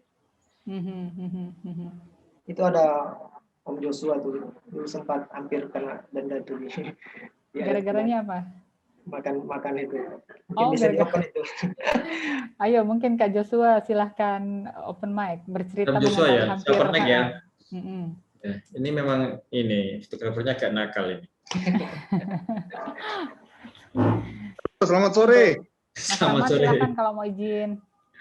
Ayo diceritakan bagaimana pengalaman yang hampir denda gara-gara kepala suku. Ya, maaf saya barusan masuk, Mbak Enda. Saya ketinggalan topiknya. Ini yang soal apa? Sorry. Soal kamu mau dijodohin sama anak suku, anaknya kepala suku. Oh, mau aku. Nggak nolakan orangnya. Nggak nolak. Ya, jadi terkait itu yang kepala suku memang apa ini? Yang megalit memang banyak sih cerita tentang apa ini?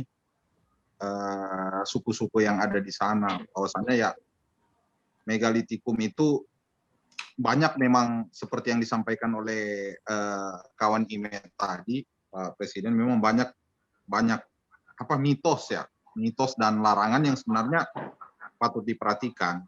Dalam artian kondisi megalit belakangan ini itu sudah sangat memprihatinkan adanya ketidaktahuan generasi tentang bahwasannya ini warisan budaya, ini warisan yang memang betul-betul harus kita jaga. Justru saya sebenarnya mendorong siapapun pihak yang terkait di dalamnya itu bahwasannya kita harus mengedukasi, menjudging, kemudian menghakimi. Saya rasa itu bukan solusi.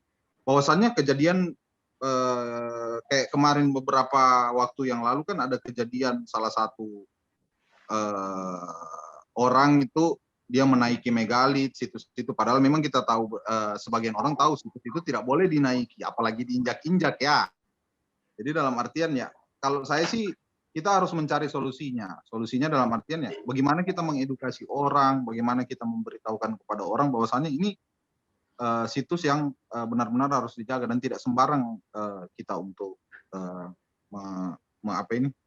memperlakukan dia harus bagaimana, kira-kira begitu.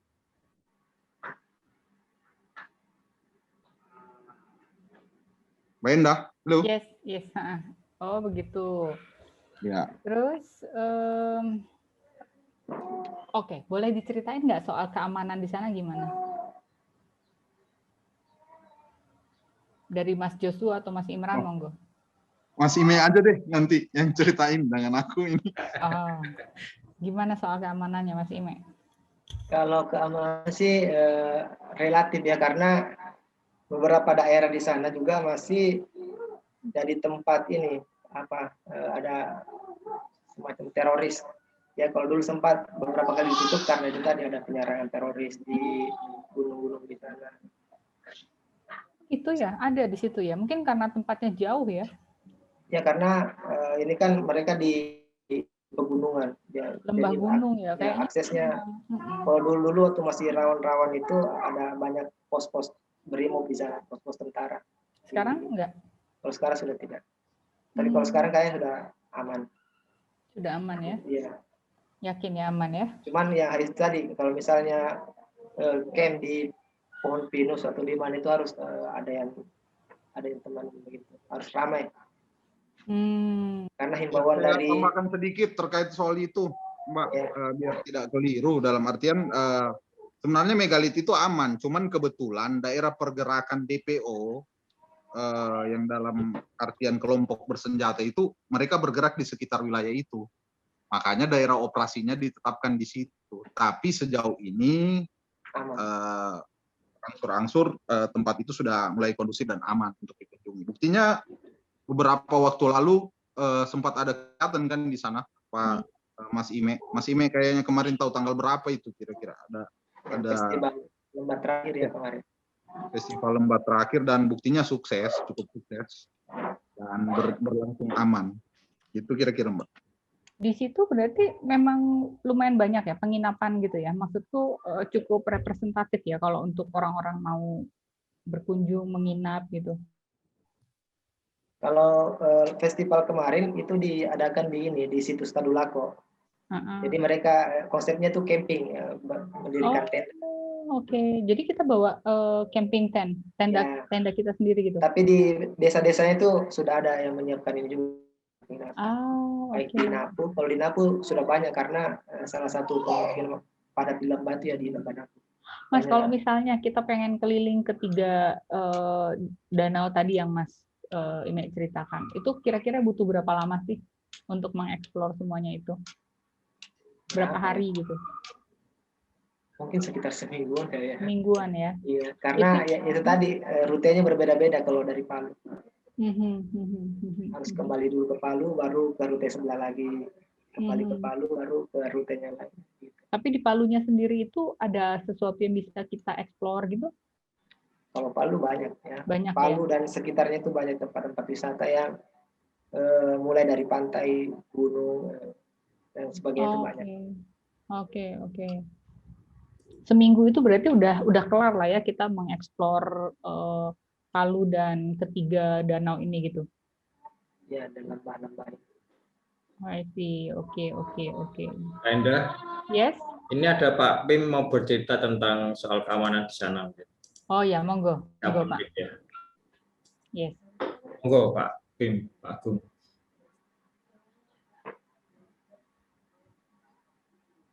Pak Agung, Pak Pim. Mas Timo. Halo Ya Pak, siap. Monggo Pak Pim. Halo. Tadi pertanyaan saya sudah dijawab tadi. Udah dijawab. Mungkin mau nambahkan lagi Pak Agung. Menarik sih Mas, karena daerah itu ditempuh oleh saya punya pengalaman ke sana itu hampir mungkin 5 jam yang mengantar Mas Reza. Mas Reza. Ya, Mas Reza. Ada Mas Cuman Reza. Jadi bisa dari pagi ke sana, tengah hari pas lightingnya masih bagus, kemudian balik lagi ke Palu. Itu. One day trip ya Pak? Pengalaman yang menarik. Iya, betul. Tapi waktu begitu pulang saya diceritain Mas Reza soal keamanan itu gitu. Jadi ya tadi saya nanya lagi apakah sudah aman atau belum gitu aja. Siap. Kalau diceritain dulu mengenai keamanan ya waktu itu saya nggak berani berangkat. Tapi katanya kalau sekarang sudah aman ya nggak apa-apa. Itu aja sih. Terima kasih. Ya, selamat sore. Ya, sore Pak Agung. Ini ada Mas Reza di sini mungkin mau nambahkan Mas Reza. Ya. Mas Reza Senong. Selamat sore. Saya sudah mau mendekati ini ya, buka puasa ya. Iya, sore Bang, sore semuanya. Sore. Apa kabar Kakak? Alhamdulillah. Alhamdulillah. Masih puasa.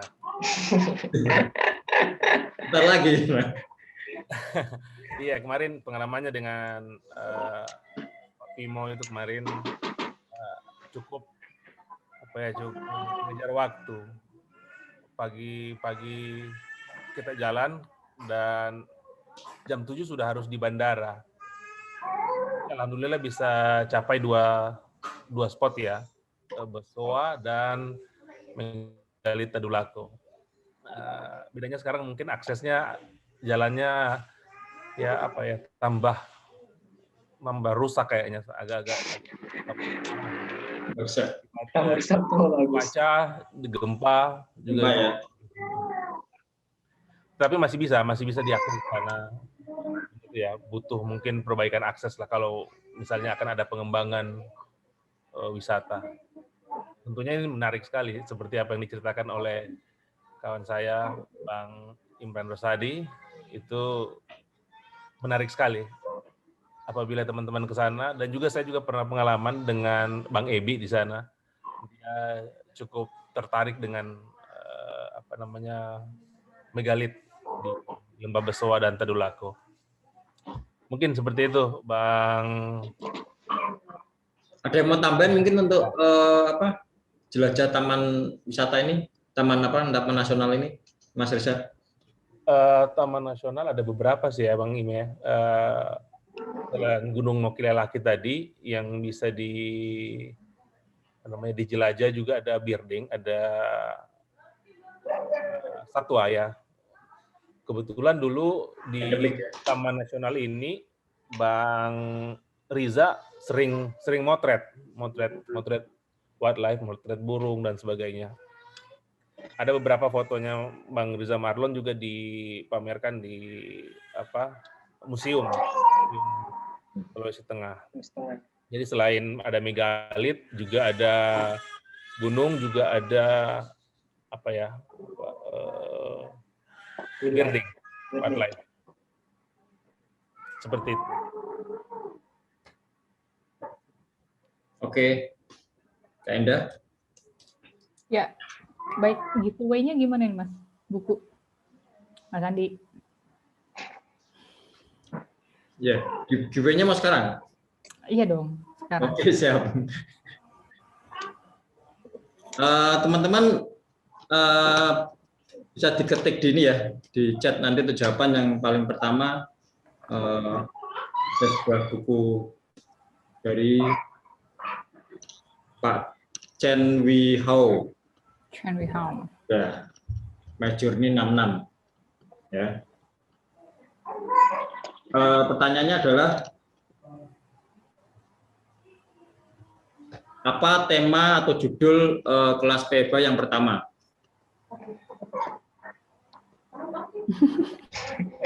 Yang pertama kali ya, karena ini kita memberikan 1 tahun PEBA. Perayaan 1 tahun ya, Mas? Ya.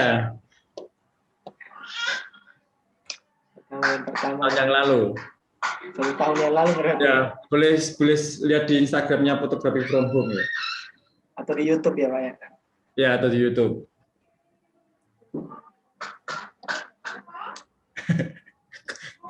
Kompletnya Mas, nama judulnya komplet ya, seperti yang di Instagram. harus scroll ke bawah dulu nih.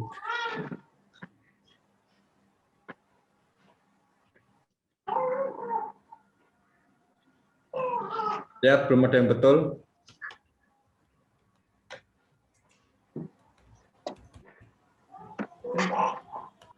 Komplit ya, nama komplit ya, nama komplit.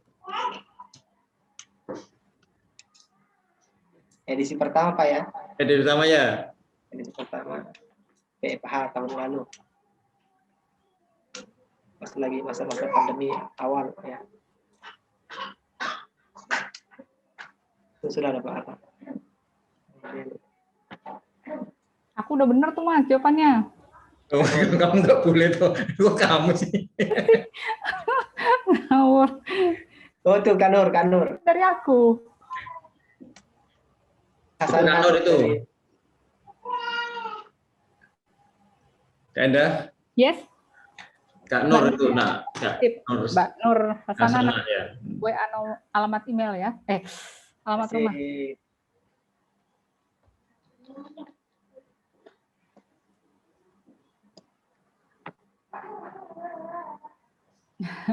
Bang Robert udah lewat, Mbak Nur duluan.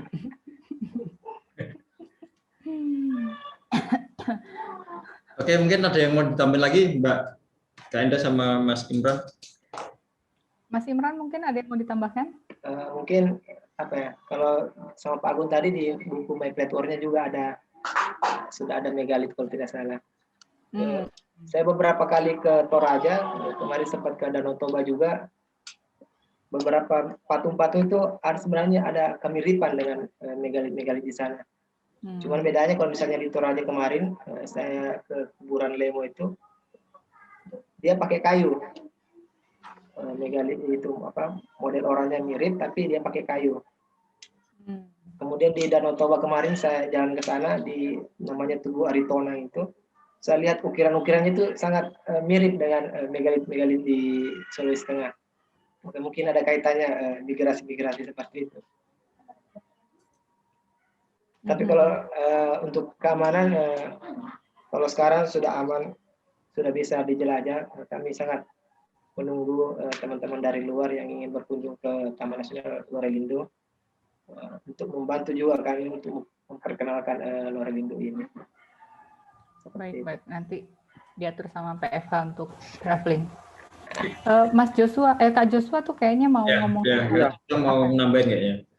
Ya, aku nambahin aja. Aku mau say thanks ke PFA. Entah secara kebetulan ataupun memang by setting, bertepatan hari ini Mas Ime membawakan PFA tentang Lorelindo, bertepatan hari ini Provinsi Sulawesi Tengah berulang tahun yang ke-57. Jadi saya say thanks ke PFA. Memang waktunya, saya yakin ini tidak dengan sengaja. Bahwasanya ini kado ulang tahun bagi kami anak-anak daerah Sulawesi Tengah untuk kesempatan. Ini PFA forum besar bagi saya sekarang ini, dan Mas Andi luar biasa. Terima kasih. Makanya hari ini diberikan kesempatan di hari ulang tahun itu luar biasa. Makanya saya harus berkesempatan hadir di sini.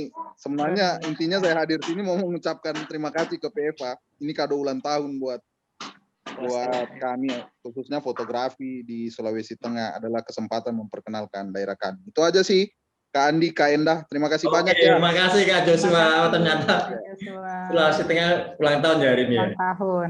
Oke, selamat ulang tahun ya. Sukses selalu untuk Sulawesi Tengah. Oke, ada lagi mau disampaikan mungkin? Sebelum kita tutup. Kak Ime, ada yang mau disampaikan lagi mungkin? Kalau saya mungkin itu tadi ucapan terima kasih untuk PFH sudah memberikan kesempatan kepada kami di daerah untuk memperkenalkan daerah kami. Mungkin kedepannya fotografer-fotografer di daerah itu bisa lebih banyak diangkat lagi untuk dari sudut pandang mereka tentang daerah-daerah mereka sendiri. Ya, khususnya di daerah Sulawesi dan ke arah timur ke sana. Siap Mas Imran, itu memang salah satu misi kita untuk memperkenalkan teman-teman di daerah untuk mengenalkan potensi pariwisata, keindahannya dari daerah masing-masing. Ini Mas Anton kayaknya resen ya, coba saya. Santon. Halo. Oh, enggak, aku tepuk tangan kok tadi. Oh, tepuk tangan. Enggak, tapi enggak apa-apa. Aku mau sedikit nambahin. Kebetulan aku pernah ke sana. Oke. Sorry. Sambil ngetik naskahnya ini masalahnya. Apa namanya? Mata. Lihat-lihat dikejar Mas Andi aku ini. Iya, sukses Mas Imran. Presentasi terhadap Lorelindo, di mana saya juga waktu itu pernah ke sana. Selalu berharap banyak teman-teman yang akan datang ke sana. Di sini waktu itu saya pernah tinggal di Ampana. Ampana itu di dekat Taman Nasional Togean, di mana teman yang pertama saya hubungi dulu adalah Bang Joshua. Dia itu teman di mana kalau saya ke Palu, guide-nya atau yang mendampingi biasanya Mas Joshua dan Mas Reza. Ya, makasih Mas Joshua dan Mas Reza. Itu tapi waktu saya ke sana dia enggak ngajak ke situ, Kak. Oh, Mas. Ngajaknya foto model di Donggala. Gue juga enggak diajak ke sana, gue nanya-nanya informasi ke dia. Diajak model di Donggala sana. Wah, ini pelanggaran. Ya, jadi karena saya punya kesempatan tinggal dekat dengan Poso, jadi saya main ke sana bawa mobil sendiri sama istri. setelah menggali informasi dari Om Joshua. Gitu. Kalau untuk keamanan, setiap daerah yang kita mau kunjungi biasanya kita akan melakukan riset ya. Memang ada sejarah kelam tentang pertikaian SARA di sana yang dimana pada saat dulu sangat mengerikan dan sekarang alhamdulillah sudah teratasi dan aman. Bahkan saya sepanjang perjalanan itu mereka di beberapa penduduk mengatakan kami menjamin tidak akan ada lagi yang seperti itu gitu. Walaupun di sana memang di setiap jalan itu ada kampung-kampung yang menurut kelompok atau suku atau agama tertentu yang berkelompok ya, tapi mereka menjamin. Kebetulan saya masuk dari Poso naik terus ke atas, itu pakai mobil Avanza, cuma jalannya bagus sebenarnya, cuma ya itu longsor, resiko longsor. Angga tadi disampaikan oleh Mas Imran, kalau bisa jalan ke sana itu pagi-pagi jalan, naik ke sana dan itu pemandangannya bagus sekali. Dan sangat betul yang disampaikan Pak Barita, kalau kita sudah sampai di Taman Nasional Lembah Bada ya khususnya ya, rugi kalau kita tidak trekking. Kebetulan saya suka trekking ya, jadi itu sangat menikmati sekali karena megalitikum ini masih banyak yang tersembunyi di sawah atau di tanah-tanah nih yang belum digali gitu. Dan itu saya rasa jumlahnya ribuan mungkin ya. Dulu mungkin itu suatu tempat ritual yang besar kalau saya rasa itu. Gitu. Dan itu kalau ditanya sejak kapan, kalau dari saya yang baca-baca ya, sejak ditemukan itu kan oleh Belanda itu sekitar bukan Belanda, Portugis malah yang pertama itu 1400-an. Kemudian Belanda menemukan secara lengkap itu di 1908 kalau nggak salah. Nah, tapi sejarah megalitikum kalau kita baca megalitikum itu kan artinya kan peradaban batu besar di mana manusia sudah melakukan suatu proses untuk memanfaatkan batu-batuan gitu. Tujuannya macam-macam, ada ritual, ada kebutuhan macam-macam lah ya gitu. Nah, memang benar harus banyak penelitian-penelitian tentang megalitikum itu sendiri karena itu masalah perjalanan peradaban manusia yang masih ada tersisa lah ya, masih bisa kita lihat gitu. Nah, sayang kalau tidak didokumentasikan gitu. Malah saya berharap sebanyak-banyaknya orang datang ke sana untuk menggali ya, bukan hanya sebagai traveling ya, tapi menggali apa yang ada di balik megalitikum yang ada di sana gitu. Nah, kalau dilihat dari motifnya juga kan mereka itu kan berkeluarga sebenarnya, ada anaknya, ada istrinya, ada laki-laki. Nah, itu kan semacam keluarga di lingkungan setiap megalitikum kan, yang walaupun berpusat semuanya ke patung besar Palindo ya kalau nggak salah ya. Nah, semua itu menghadap ke sana semacam kiblatnya. Nah, itu kan hal-hal yang sangat menarik. Kenapa harus ke patung Palindo semuanya menghadap ke sana ya? Kebetulan waktu saya ke sana juga dikasih tahu lagi tuh, di sana ada lagi Pak di tengah sawah, tapi saya temuin tuh tengah sawah itu ada di IG saya. Itu ketemu tuh patung yang besar juga kurang lebih sekitar hampir 3 meter itu jatuh. Nah, sama masyarakat sana didiemin karena mereka juga takut untuk mendirikan karena kan ada aturan undang-undang konservasi ya untuk merubah atau memindah atau merekonstruksi lagi gitu. Jadi masyarakat menganggap itu sebagai yang hanya bisa dijaga dijaga oleh adat istiadat setempat gitu. Tapi kalau pencurian dimanapun namanya ada situs-situs purbakala pasti banyak pencurian dengan berbagai cara itu pasti ada itu seperti itu gitu. Nah, saya nggak tahu kalau yang sekarang kondisinya kalau akses ke sana ya, tapi saya rasa pasti lebih baik karena di sana itu memang menarik. Jadi kalau tadi Mas Imran saya ralat sedikit mungkin ya, kalau cuma seminggu saya rasa kurang Mas. 3 bulan aja belum tentu bisa selesai menurut saya. Benar, karena sangat menarik sekali gitu. Dari Poso aja kita nanti main ke Luwuk. Di Luwuk itu ada air terjun Salaudik. Dia itu belum lagi daerah-daerah sekitar situ menarik sekali itu.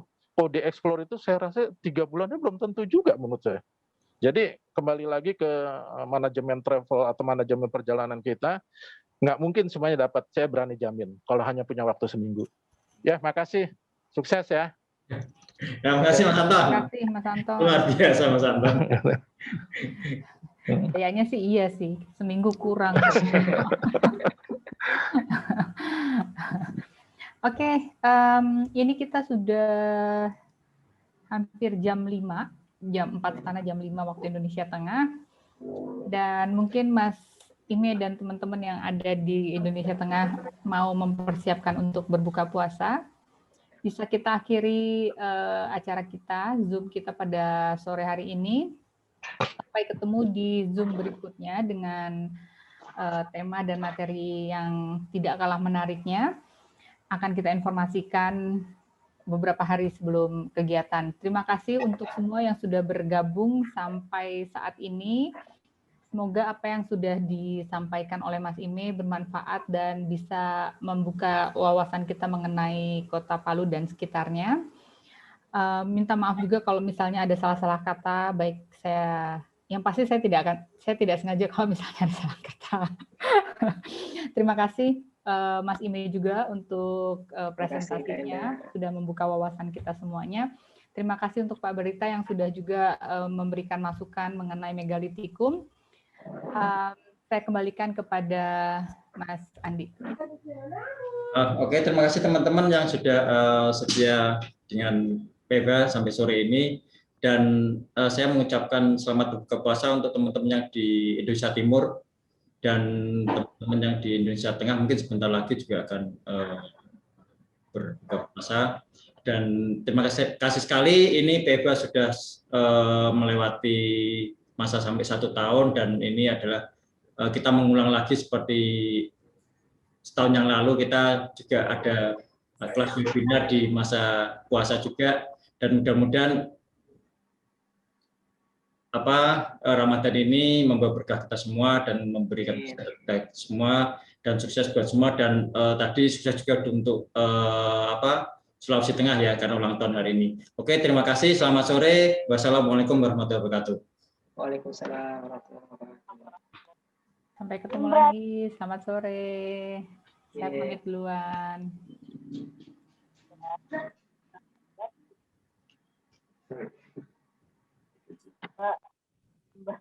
Mas Andi. Ya, siap. Aku cuma jawab, emang ada hadiahnya? Ada, oh nggak ada hadiahnya. Wah, Mbak Nur Hasana udah dapat ya? Dapat buku lagi. Buku apa? Buku ini tadi, Journey. Pak Barita, salam kenal Pak Barita. Saya Anton dari sekarang tinggal di Pati. Pati, Jawa Tengah. Ya betul. Atau kalau nggak di Pati di Jogja saya. Tergantung Mas Andi ngajaknya kemana. Saya masih main di Sulawesi Tengah, yaitu ke Luwuk. Waduh, keren tuh Pak tempatnya. Luwuk itu. Sulawesi semua menarik. Iya. Ya. Oh wow. Ya, Luwuk itu menarik sekali tuh. Waktu Operation Drake, saya ikut sampai Luwuk Banggai. Banggai. Wow, pokok di bawah air dan di atas air Indonesia itu nomor 1. Ya. Makanya kalau explore Sulawesi, saya sampai sekarang aja masih punya mimpi untuk khususnya di Sulawesi seluruhnya lah ya. Ya. Nah, apalagi di antara Toraja kita naik lagi nanti ke Parigi, udah itu ke Ampana, masuk Luwuk, ya kan? Itu menarik sekali dan jalannya bagus. Ya. Yang saya suka jalannya itu benar-benar jalan baru yang besar, yang kita naik mobil sendiri aman. Cuma ya kalau malam banyak sapi tidur di jalan aja itu. Gitu. Dan Indonesia. Tapi menarik. Iya. Jadi ketemu kerjaan dulu kalau mau ke Toraja ke Tongkonan itu karena lagi direnovasi. Jadi Tongkonan itu kenapa saya bilang saya diajak, memang waktu itu karena mau direnovasi itu bertahan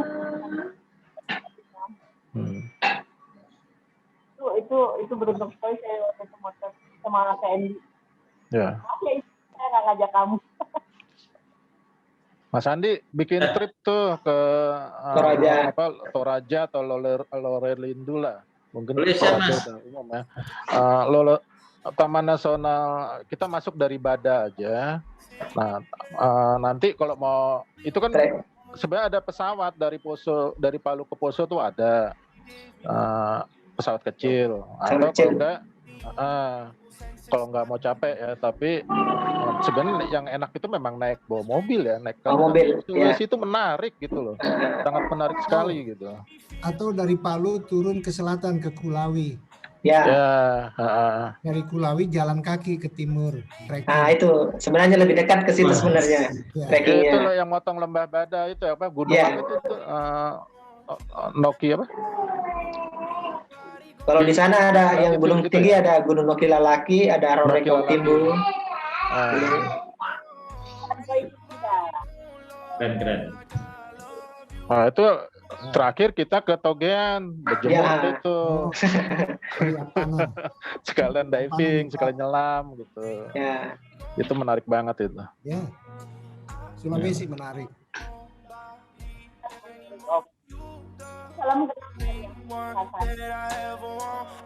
Pak Barita mungkin ada buku foto yang pernah diterbitin atau kan motret juga? Enggak, saya lebih ke science. Ya, akhirnya. Saya berteman baik sama Riza Marlon, sama Caca. Caca. Atau bisa presentasi di PFH mungkin tentang pengalaman Pak Riza, Pak Barita nanti digabung dengan Mas Riza Marlon untuk bercerita suatu penelitian. Ya, mungkin kita rundingkan nanti sama Caca deh, sama Riza. Ya menarik nih. Ya, karena fotografi aja secara visual kurang lengkap kalau tidak didukung oleh data dan begitu Pak. Sanjur. Mas Andi. Ya siap. Hubungin Mas Caca tuh. Ya nanti tak tahu juga. Ya wis. Oke ya. Oke, teman-teman semua, selamat sore, selamat berbuka puasa. Terima kasih. Salam sehat semua ya. Terima kasih Pak Andi, Pak Anton, Pak Barita, semua, Om Antoni Toban. Ya. Assalamualaikum warahmatullahi wabarakatuh.